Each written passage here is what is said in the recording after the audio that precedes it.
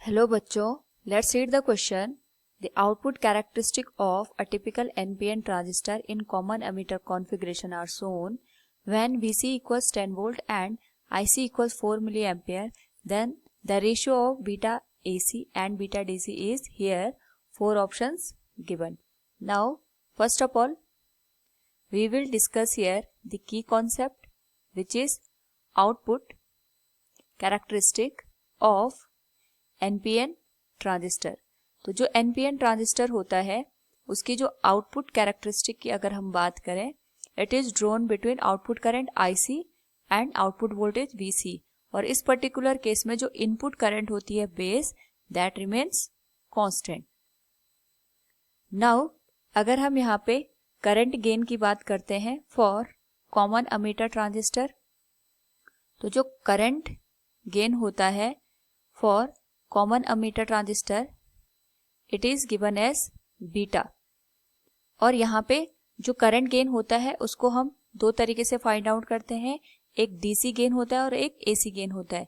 जो गेन होता है यहाँ पे that is output current IC और इनपुट करंट यहाँ पे होती है IB.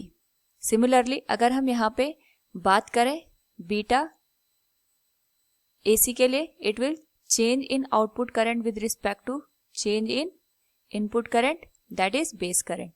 तो अगर हम यहाँ पे जो गिवन वैल्यूज हैं उसके अकॉर्डिंग देखें तो जो कलेक्टर करंट होगी IC फॉर बीटा DC के लिए यानी DC गेन के लिए, उस पर्टिकुलर केस में हम लेके चल सकते हैं या तो 3 मिली एम्पियर या तो 4.5 मिली एम्पियर. दोनों में से हम कोई सी भी एक वैल्यू यहाँ पे ले सकते हैं. We can take here 3 milli ampere. इसके रिस्पेक्ट में जो बेस करंट हमें मिलेगा IB, that will be 20 micro ampere. तो अगर हम यहाँ पे बीटा DC की वैल्यू फाइंड आउट करेंगे, it will be IC divided by IB.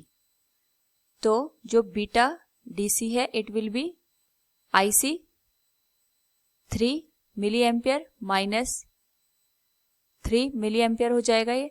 Now जो 20 माइक्रो एम्पियर है, the value of base current it will be 20 into 10⁻⁻⁶. Solve करने पे हमें यहाँ पे जो बीटा DC है उसकी वैल्यू मिलेगी 150.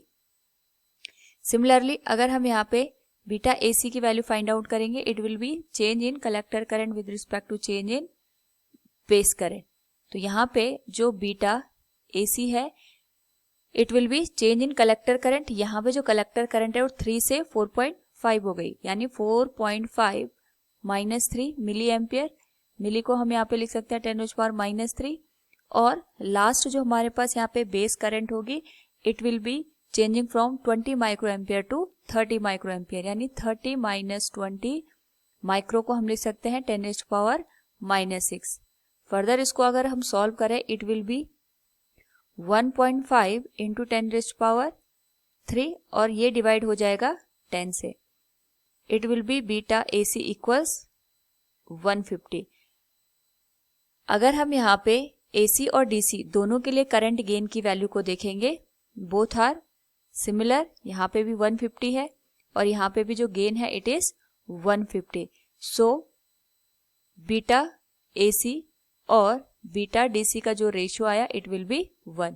So from the given option अगर हम देखें यहाँ पे, तो option A will be the correct answer. Hope all you understood it. Thank you and best of luck.